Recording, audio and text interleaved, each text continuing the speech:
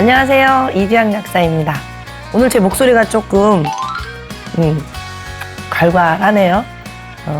날이 더워서 이제 약국에 에어컨을 좀 빵빵하게 켜고 일을 했더니 상담이 많잖아요. 약국이다 보니까 말을 많이 좀 했어요. 그랬더니 목소리가 좀 이러네요. 양해 부탁드립니다.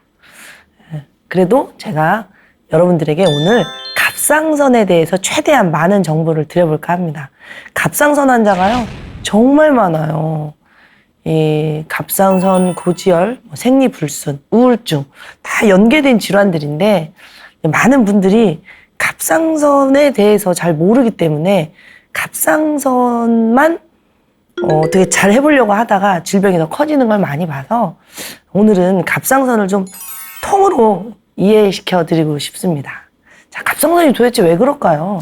이 갑상선은 우리에게 어떤 신호를 보내고 있는 걸까요? 일단 갑상선의 위치를 좀 알아볼까요?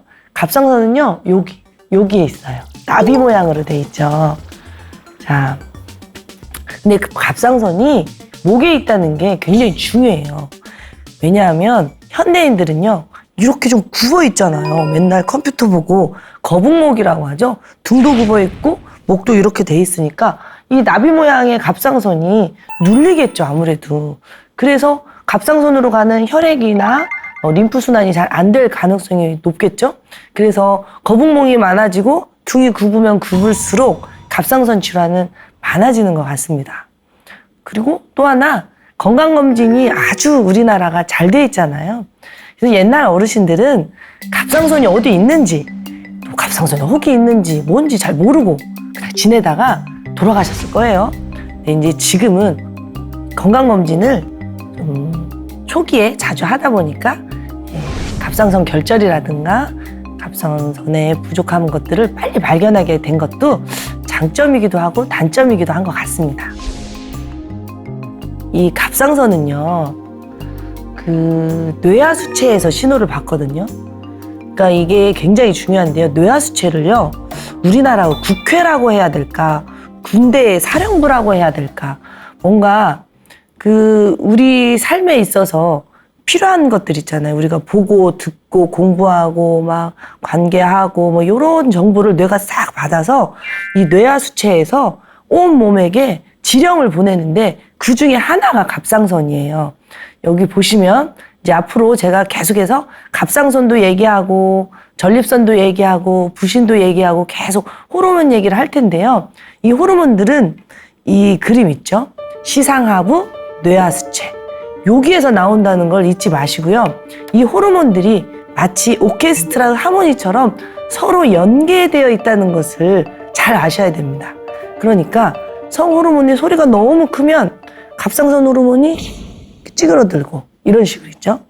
부신피질 자극 호르몬이 너무 소리가 크면 성장 호르몬이 묻혀버려요. 이런 식으로.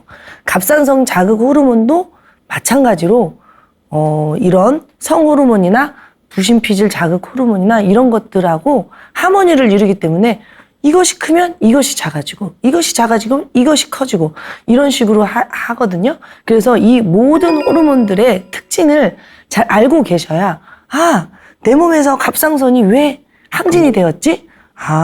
내 몸에서 갑상선이 왜 저하가 되었지? 여기 왜 혹이 생겼지? 이런 것들을 알 수 있습니다. 자, 뇌하수체의 전엽에서는요, 성호르몬, 성장호르몬, 유죽분비 호르몬, 부신피질 자극 호르몬, 갑상선 호르몬이 나와요. 뇌하수체 후엽에서는 항이뇨 호르몬, 자궁 수축 호르몬이 나옵니다.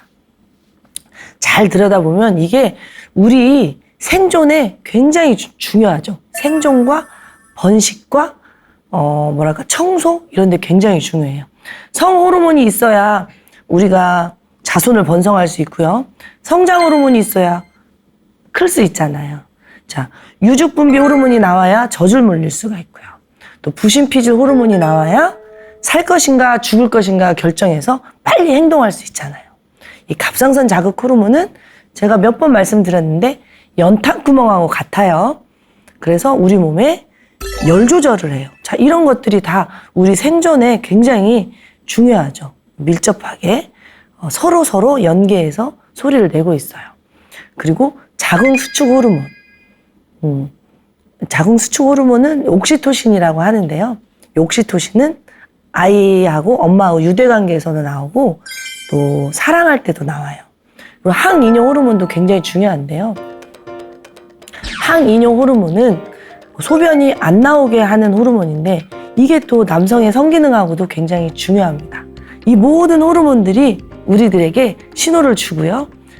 우리들이 생존을 할 것인지 생식을 할 것인지 성장을 할 것인지 이런 것들을 결정합니다. 시상하부 뇌하수체에서. 자, 이 그림을 잘 보셔야 앞으로 하는 제가 말씀드리는 거를 쭉쭉 따라오실 수 있습니다. 자, 갑상선은 아까도 말씀드렸듯이 열 조절이죠. 열. 이 인간이요, 이 체온을 조절하는 게 굉장히 중요해요. 옛날에 굶어 죽는 사람이 많았을까요? 얼어 죽는 사람이 많았을까요? 제가 생각할 때는 얼어 죽는 사람이 훨씬 많았을 것 같아요. 지금이야 뭐 그 보일러도 있고 지구 자체가 뜨거워졌잖아요. 그 초가집이 없잖아요. 다 아파트에서 살고 따뜻하지만 옛날에는 정말 너무 추웠잖아요. 저 어렸을 때도 굉장히 추웠거든요. 그래서 열을 조절하는 건 생명활동에 있어서 굉장히 중요합니다. 저희 어렸을 때 우리 어머니가 그랬거든요. 야, 너무 방이 뜨거우니까 가서 연탄불 좀 줄여라 이렇게 했고, 방이 너무 차가우면 연탄불 좀 확 열어라 그랬단 말이에요. 그게 갑상선이라고 생각하시면 돼요. 이 열을 끌 것인가 키울 것인가 잠글 것인가. 그리고요, 이 갑상선이 무엇보다도 중요한 게 임산부겠죠. 그 에디슨 기억나세요? 에디슨이 되게 전기를 만든 에디슨이 되게 엉뚱했다고 하잖아요. 어렸을 때 닭이 알을 품고 병아리가 되는 걸 보고 에디슨도 알을 품었다고 하잖아요. 그런 것처럼 우리가 임신을 한다는 거는 닭이 알을 품듯이 아이를 뱃속에 품는 건데, 닭이 알을 품을 때 따뜻하게 하잖아요. 그런 것처럼 임산부도 아이를 품는다는 건 아이를 따뜻하게 보호를 해야 되는 거예요. 그러니까 갑상선이 얼마나 중요하겠어요. 갑상선 기능이 저하되어 있다면 아이를 따뜻하게 품을 수 없기 때문에 임산부가 아이를 제대로 키울 수도 없고요. 또 갑상선 기능이 저하된 상태에서 아이가 태어난다면 아이의 그 성장이 제대로 이루어지지 않아요. 특히 뇌 발달이 안 돼서 굉장히 아이한테 안 좋기 때문에 임산부한테는 갑상선이 굉장히 중요해요. 그래서 갑상선 기능을 임신 전에 미리미리 잘 관리를 하고 임신을 하는 게 굉장히 중요합니다. 그리고 제가 콜레스테롤 편에서 콜레스테롤하고 갑상선하고 굉장히 밀접한 영향이 있다고 말씀드렸던 거 기억나세요? 이 갑상선이요, LDL 있죠.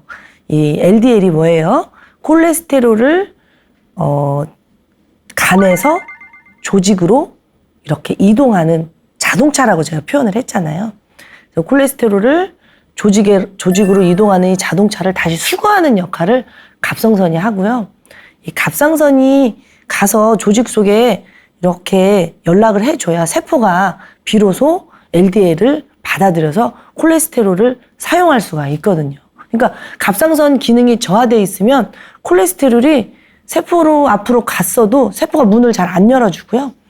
세포가 콜레스테롤을 다 쓰더라도 이 다 쓴 콜레스테롤 자동차를 간으로 가져와서 수거하는 역할을 잘 못해요. 이 갑상선이 LDL을 보내기도 하고 다시 수거하기도 하고 아주 중요한 신호전달자거든요. 그래서 제가 약국에서 상담을 하다 보면 갑상선 기능이 이렇게 저하되어 있는 분들이 고지혈증 환자분들이 많더라고요. 그러면 콜레스테롤 약을 드셔서 고지혈을 조절하는 것도 물론 중요하긴 하지만 더 근본적으로는 갑상선의 기능을 정상화시키는 게 콜레스테롤 관리에 훨씬 더 중요하겠죠. 그래서 여러분들이 이 시간에 다른 거 다 잊어버려도 갑상선하고 콜레스테롤이 관계가 있구나, 이것만 아셔도 굉장히 도움이 되실 것 같습니다. 그리고요, 갑상선은 혈압에 영향을 미쳐요.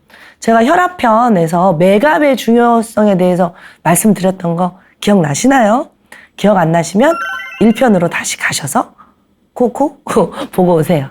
그래서 맥압이 뭐예요? 수축기 혈압하고 이완기 혈압의 차이라고 말씀드렸죠.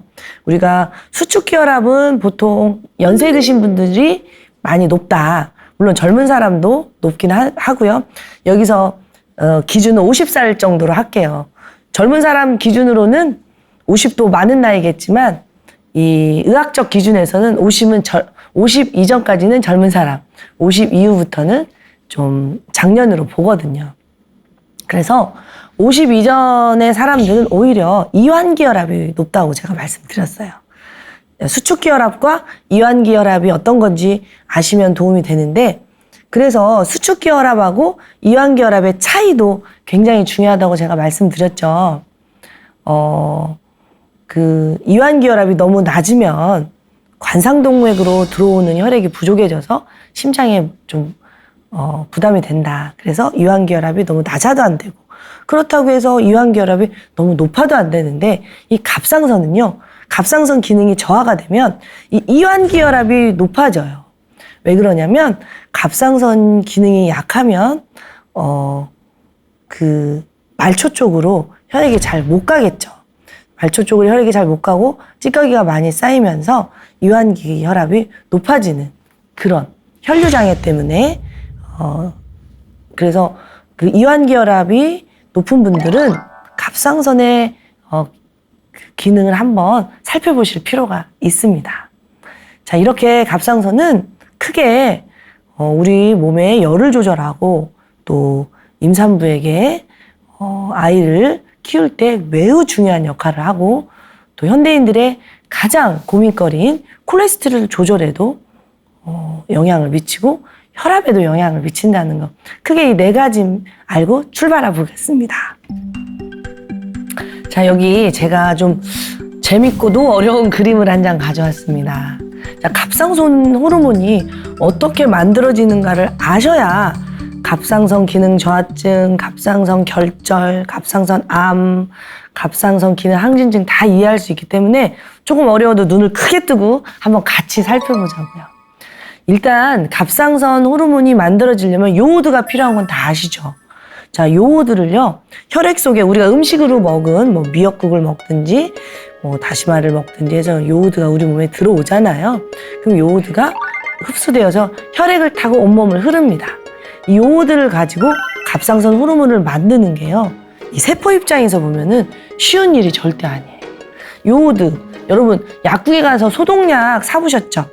포비돈이라는 거 사보셨죠? 지금도 저희 약국에서 판매가 되고 있는데 포비돈이 요오드예요.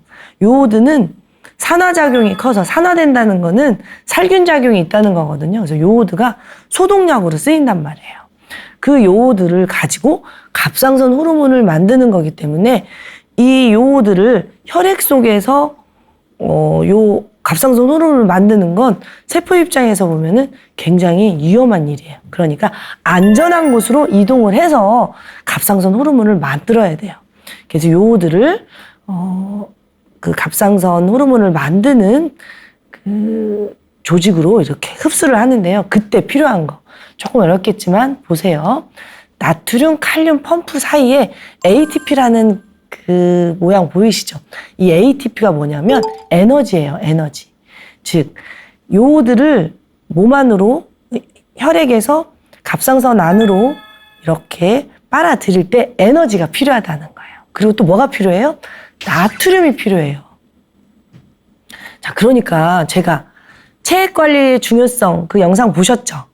너무 저염식하지 마라 했던 이유가 바로 이런 것들이에요. 지나치게 저염식을 해서 혈액 속에 소금이 없잖아요? 그러면 요오드를 갑상선 안으로 끌어들일 수가 없어요. 그리고 에너지가 없으면 끌어들일 수가 없어요. 그러니까 기본적으로 갑상선 호르몬을 만들려면 너무 피곤하면 안 돼요. 체력이 있어야 갑상선 호르몬을 만든다는 거예요. 에너지가 ATP고 ATP가 곧 체력이잖아요. 그러니까 너무 피곤하면 갑상선 호르몬 기능 저하증에 많이 걸려요. 과로하신 분들이 에너지가 없어서 갑상선 호르몬을 못 만드시고 너무 저염식을 하는 분들이 소금이 없어서 요오드를 갑상선 안으로 못 끌어들인다는 그림이에요. 이렇게 해서 요오드를 갑상선 안으로 끌어들였는데 여러분들 그 용접하는 거 이렇게 머릿속에 한번 떠올려 보세요. 이렇게 마스크를 쓰고 하면 불꽃이 막 튀잖아요. 이 갑상선 호르몬은요, 그 단백질에다 요오드를 붙이는 거거든요.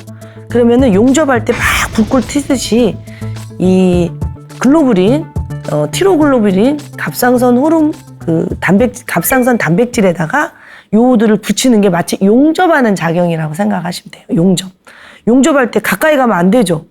용접하고 그 불꽃이 눈에라도 들어가면은 큰일 나니까 뭐 이렇게 마스크 쓰고 하잖아요. 그래서 이 요오드하고 갑상선 단백질을 붙여서 갑상선 호르몬을 만들 때 불꽃이 막 튀깁니다. 예, 이때 과산화수소라는 물질이 갑상선 안에서 많이 만들어져서 막 이렇게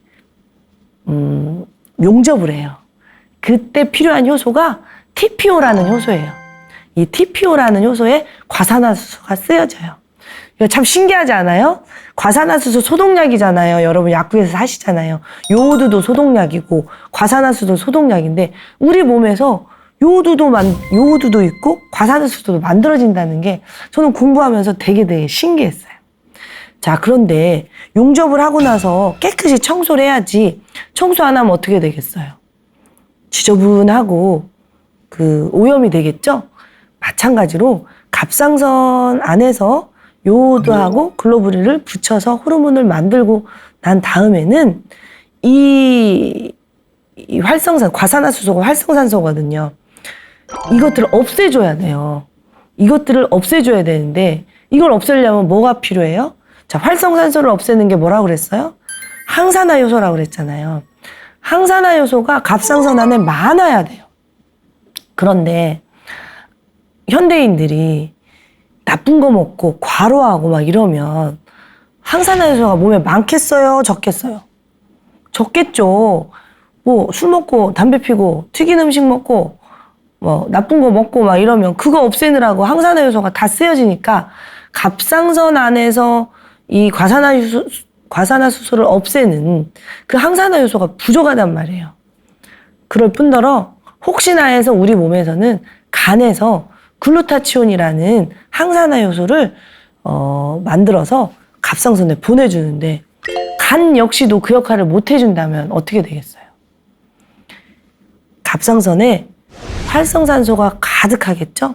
그래서 갑상선이 점점 병들어가겠죠? 그래서 그게 갑상선 결절이에요. 자, 여러분들이 왜 나이를 먹었더니 갑상선에 이렇게 혹이 생기지? 이랬을 때 뭐 나이 먹으면 당연히 생기나 보다 이렇게 생각하실 게 아니라 내 몸에 내가 없앨 수 있는 활성산소보다 더 많은 활성산소가 만들어지고 있구나 라고 알아차리셔야 된단 말이에요. 활성산소를 안 생기게 하든지, 즉 과로를 안 하든지 나쁜 음식을 줄이든지 아니면 활성산소를 빨리 없앨 수 있도록 좋은 음식을 먹든지 쉬든지 이 둘 중에 그 균형이 맞아져야만 된단 말이에요. 젊어서야 자고 나면 괜찮고 자고 나면 괜찮죠. 왜? 간에서 효소를 많이 만들어주니까. 나이를 먹는다는 건 효소가 줄어든다는 거거든요. 어쨌든 이렇게 갑상선이요. 요오드하고 갑상선 단백질을 붙여서 갑상선 호르몬, 티록신을 만들어서요. 다시 혈액으로 내보냅니다. 참 신기하지 않습니까? 위험하니까 이렇게 끌어들여서 만들고 싹 처리해서 다시 내보내고 이제 이런 분들은 갑상선에 문제가 없는 거죠. 근데 이 과정에 문제가 있는 분들이 저하도 생기고 항진도 생기고 결절도 생기고 나중에는 암도 생기고 이런 것들이 되는 거죠. 자, 이제 여러분들이 갑상선 질환이 있으시다면 검색창에 이런 걸 쳐서 공부를 해보세요. 제가 짧은 시간에 설명을 해드리려고 노력은 하지만 좀 어려우실 거예요. 갑상선과 TPO 효소, 갑상선과 과산화수소, 갑상선과 항산화 요소. 자, 이런 것들을 좀 공부를 하시면 왜 갑상선에 결절이 생겼는지, 갑상선에 왜 이다지도 염증이 중요한지, 또 갑상선 암이 왜 점점 많아지는지 이것들에 대한 이해가 높아지실 겁니다. 자, 이 갑상선이 어떻게 만들어졌는지 아셨죠? 자, 그런데요, 이 갑상선은요, 우리 몸의 체온을 조절하는 아주 중요한 일을 하잖아요. 근데 이 갑상선이 너무 호르몬이 많아도 문제고 너무 호르몬이 적어도 문제이기 때문에 우리 몸은요, 갑상선 호르몬을 예비선수, 대표선수, 탈락선수 이렇게 세 선수로 나누어서 관리를 하고 있어요. 그것도 정말 신기하잖아요. 정말 신기해요. 저는 아무튼 몸을 공부하면서 되게 겸손해지고 감동스럽습니다. 자, 갑상선 호르몬은요, T4가 있고요, T3가 있고요, 리버스 T3가 있어요. T4는 뭐냐면 예비선수예요. 그러니까 요오드가 4개 있다, 요오드가 3개 있다, 뭐 이런 뜻이에요. T4, T3가. T4는 예비선수예요. 실제로 세포에 가서 일을 하는 선수가 아니라 항상 준비하고 있다가 몸에서 필요할 때 대표 선수로 옷을 갈아입고 세포에 가서 일을 한단 말이에요. 우리 몸에는 T4가 훨씬 많아요. T3는 꼭 필요할 때 전환이 되는 거거든요. 그리고 몸의 상태를 봐가지고 지금 갑상선이 이렇게 세포를 자극해서는 안 되겠네 하면은 우리 몸에서 리버스 T3, 그 실컷 갑상선에서 갑상선 호르몬을 만들어줬어도 리버스 탈락시켜버려요. 다 이유가 있겠죠. 자, 그런데 갑상선에서 T4, T3를 만들어서 우리 몸에 내보냈을 때 이 T4로 존재할 건지 T3로 존재할 건지를 결정하는 기관은요, 간이에요. 간에서 T4를 T3로 80% 정도 전환을 하고요. 또 장에서도 20% 정도 전환을 해요. 그러니까 갑상선에서 아무리 열심히 호르몬을 만들어서 몸에 쫙 쏴버려도 간에서 대표 선수로 옷을 갈아입혀주지 않으면 T4는 예비 선수로만 이렇게 돌아다닐 수밖에 없어요. 또 장에서도 안 만들어주면 T4가 예비 선수로밖에 못 돌아다니거든요. 진짜 우리 세포가 필요한 건 T3예요, T3. 그리고 간에서 탈락시켜버리면 갑상선에서 만든 호르몬이 의미가 없는 거예요. 그러니까 갑상선의 간 건강하고 장 건강이 얼마나 중요한지 아시겠죠?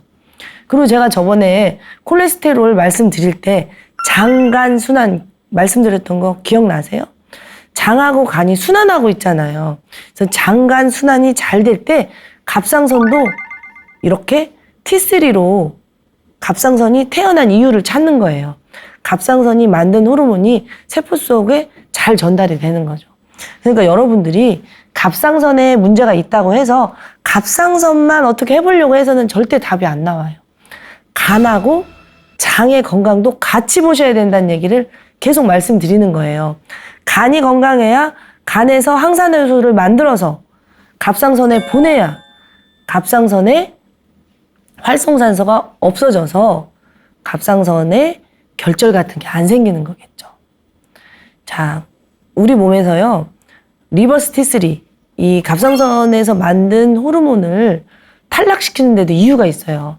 몸에서 일어나는 일은 다 이유가 있잖아요. 왜 그럴까요?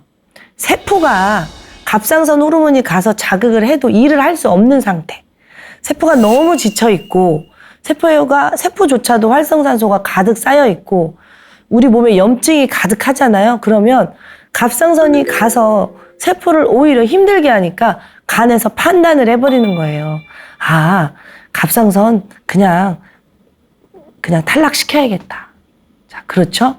그래서 그 병원에서 검사를 했을 때 갑상선이 건강하다 하더라도 간에서 리버스 T3가 많이 만들어지면 검사 결과는 좋은데 갑상선 기능 저하 비슷한 증상에 시달리는 사람이 정말 많아요. 그러니까 갑상선에서는 T4, T3 만들어서 간으로 보냈는데 간에서 판단해서 탈락시켜버리는 거죠. 그래서 저는 갑상선 문제는 없는데 너무 추워요. 너무 피곤해요. 너무 부어요. 너무 살쪄요. 이런 분들이 되게 많거든요. 그런 분들은 간이 너무 지쳐 있는지, 간이 너무 힘들어하고 있지 않은지를 살펴보셔야 됩니다. 이렇게 몸은요, 유기적으로 다 연결이 돼 있어요. 정말 신기하죠? 자, 근데 갑상선 호르몬이 이동을 하거든요.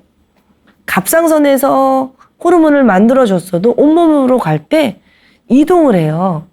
콜레스테롤이 세포로 갈 때 LDL이라는 자동차, 또 세포에서 간으로 올 때 HDL이라는 자동차를 탄다고 제가 말씀드렸던 거 기억나시죠?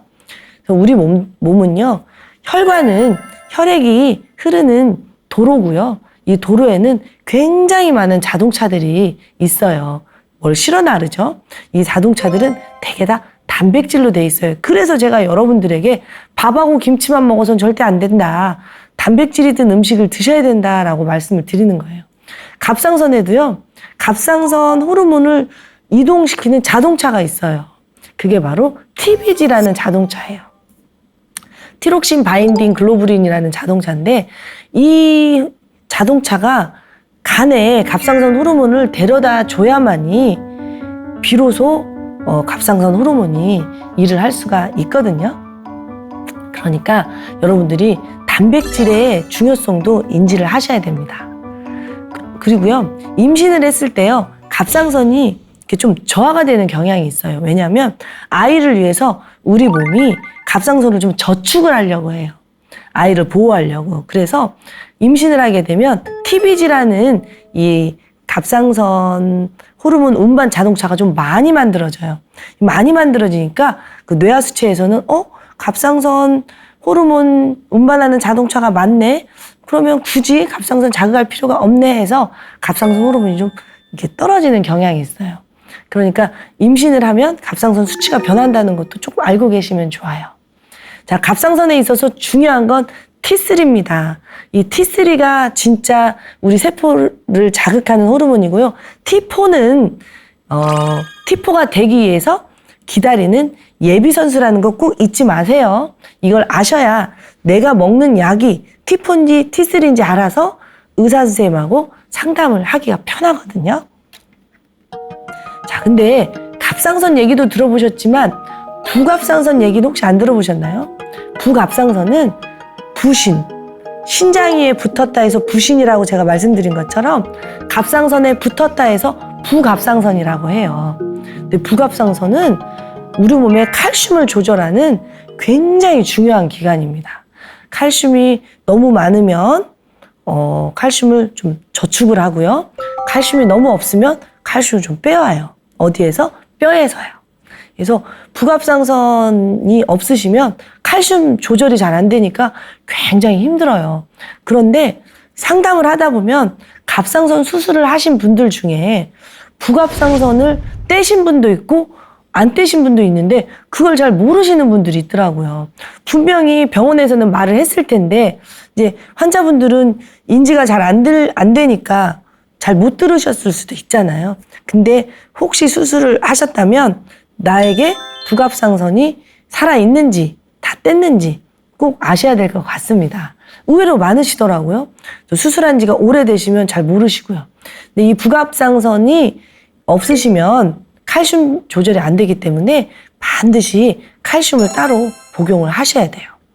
그리고 이 칼슘 복용을 게을리하면은요, 저칼슘 혈증이 일어나서 온몸이 마비가 돼요.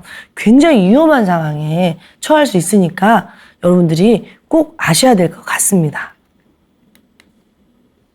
자, 이제 여러분들이 가장 괴로워하시는 질환에 대해서 얘기를 해볼게요. 갑상선 기능 항진도 있고요. 갑상선 기능 저하도 있죠.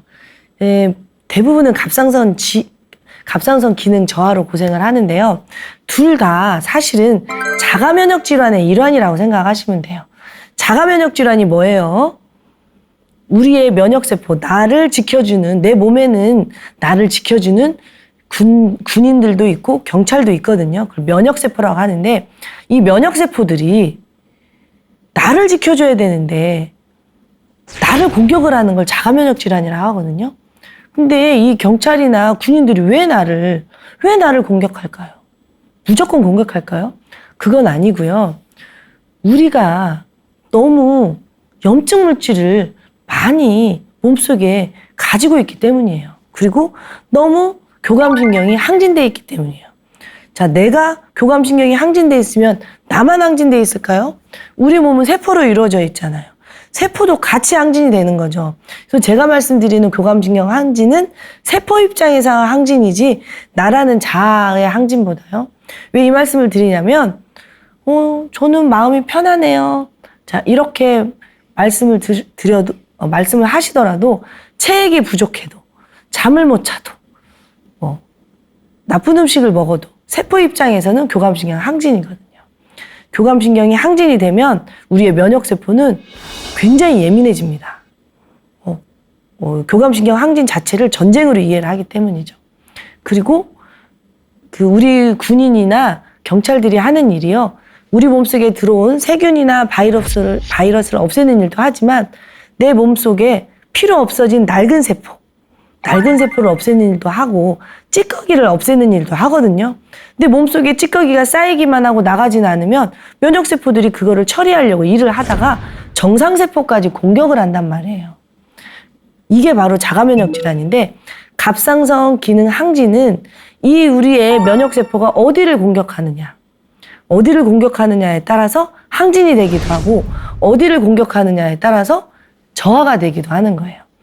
갑상선 기능 항진은 우리 뇌에서 갑상선 호르몬을 만들어라 하고 보내는 호르몬이 또 있어요. 그게 이제 TSH라는 호르몬인데 TSH가 나와서 우리 갑상선에 신호를 주거든요. 갑상선 호르몬 만들어. 부족해. 만들어. 이러는데 여기를 공격해버리는 거예요. 그러니까 갑상선이 말귀를 못 알아듣고 계속 만들어내는 거예요. 그러니까 항진이 되겠죠. 그리고 갑상선 기능 저하는 이 TPO, 아까 말한 갑상선 호르몬을 용접하는 데 있죠. 거기를 공격해버리는 거예요. 그러니까 갑상선 기능이 저하가 되죠. 만들어낼 수가 없으니까.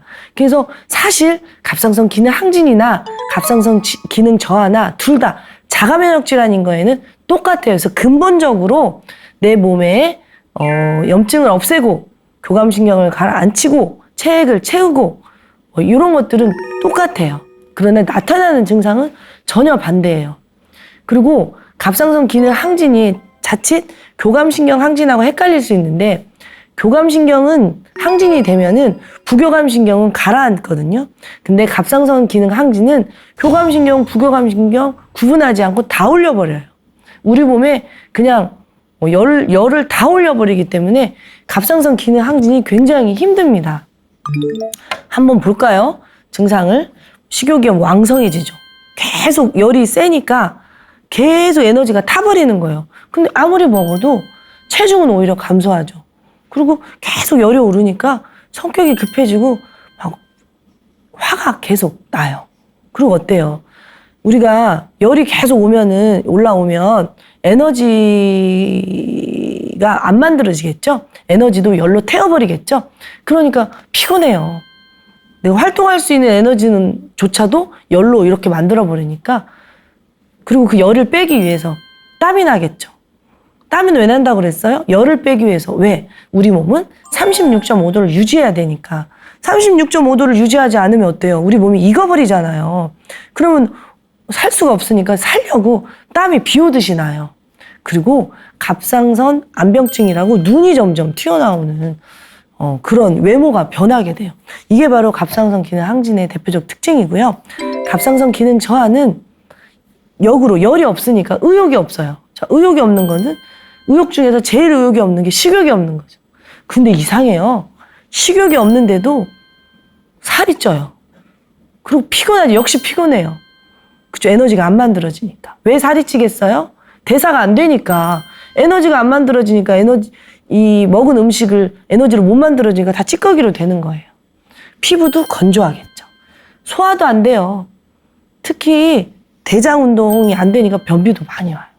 이런 식으로 갑상선 기능이 요 목에 있는 요 조그만 이 나비 같은 이 조그만 기관이 우리에게 신호를 안 보내주면 우리 삶의 질이 이렇게 떨어져요. 그래서 이 갑상선 기능을 조절하는 약들이 많거든요.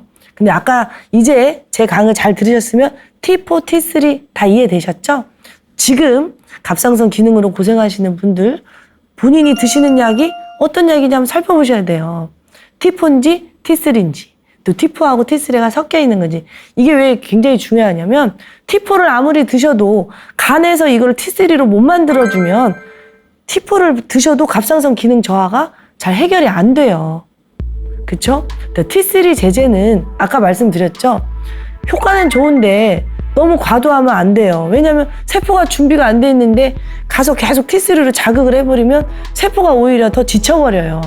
그렇기 때문에 내가 T3를 먹는지 T4를 먹는지 살펴보셔야 됩니다.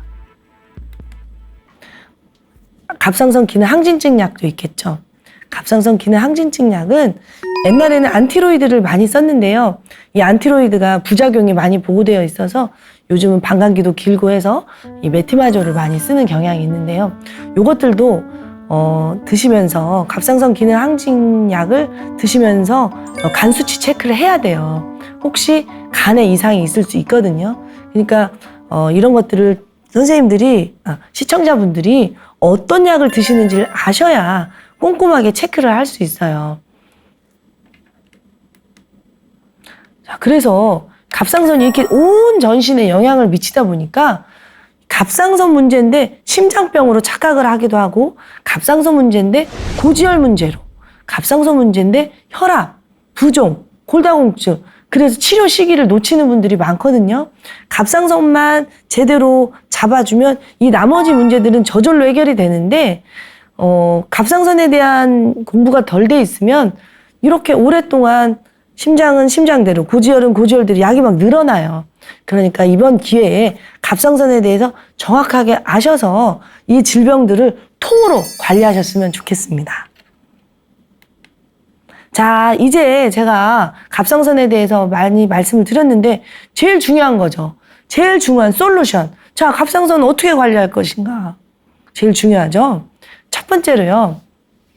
나무를 보지 말고 숲을 봐야 돼요. 갑상선만 보지 말고 장도 보고 간도 보고 스트레스도 보아야 된다는 거. 생활 습관, 내가 먹는 음식 다 보셔야 되는데요. 그중에서도 제가 가장 많이 받은 질문이 있어요. 선생님, 제가 갑상선 문제로 이렇게 약을 먹고 있는데 미역 먹으면 안 되지 않아요? 이렇게 말씀을 많이 하거든요. 땡땡땡. 절대 그렇지 않습니다. 음식으로 요오드를 충분히 드셔주셔야 약도 줄일 수가 있겠죠. 그러니까 지나치게 그 요오드가 많이 든 몸에 좋은 해조류를 억제할 필요가 없고 마음껏 드시고요. 그리고 요오드는요, 할로겐족이에요. 조금 어려운 말인데 이 주기율표라고 고등학교 때 배웠는데 거기에 할로겐족이라고 요오드, 브롬, 불소, 또 염소 이런 아이들이 친구들인데요. 의자가 하나밖에 없어요. 그래서 불소나 염소나 브롬이나 이런 것들이 몸에 많이 들어오잖아요. 그럼 요오드가 들어갈 자리가 없어서 갑상선 기능 저하가 많이 올 수 있거든요. 그러니까 이런 음식이 들어있는 식습관에서 좀 벗어나셔야 되고, 자, 이런 것들이 많이 들어오는 생활 환경에서 벗어나셔야 돼요. 어떤 것들이 있을까요? 제가 여성 호르몬 편에서 다시 말씀드리겠지만 이 중금속이라든가 이 환경 오염, 또 우리가 지나치게 많이 접촉이 되는 합성 그 화장품이라든가 합성 약품이라든가 또 이런 것들에서 많이 들어오거든요. 또 우리가 먹는 음식으로도 들어오고 또 이런 뭐라 그럴까요? 그 주거 지역 환경 같은 데서 또 많이 들어오니까 이런 것들은 한번 찾아서 공부해 보셨으면 좋겠습니다. 그리고 제일 중요한 게 염증 관리예요. 갑상선은 염증에 매우 취약해요. 왜냐? 자가 면역 질환이잖아요. 몸속에 염증이 없어야 돼요. 염증이 많으면 많을수록 갑상선 관리는 힘들어지거든요. 근데 염증이 어디서 와요? 우리가 먹는 거에서 온단 말이에요. 그래서 튀긴 음식, 인스턴트 음식, 커피, 술, 담배 이런 거 뭐 제가 일편 혈압 때부터 계속 말씀드리잖아요. 그리고 무엇보다도 중요한 게 체액 관리. 체액 관리. 아까 말씀드렸죠? 나트륨. 지나치게 저염식을 하시면 요오두가 그 갑상선 호르몬 잘 안 만들어져요. 체액 관리, 스트레스 관리, 염증 관리. 뭐 그러고 보니 뭐 고지혈증, 고혈압, 당뇨 관리하고 똑같네요. 그래서 몸은 다 하나이기 때문에 사실은 다 똑같다고 생각하시면 됩니다. 자, 여러분들 갑상선 관리 너무 어렵게 생각하지 마시고요. 근본에 충실하시면 될 것 같습니다. 저는 갑상선하고 연계된 그 부신에 대해서 다음 시간에 또 찾아뵙겠습니다. 감사합니다.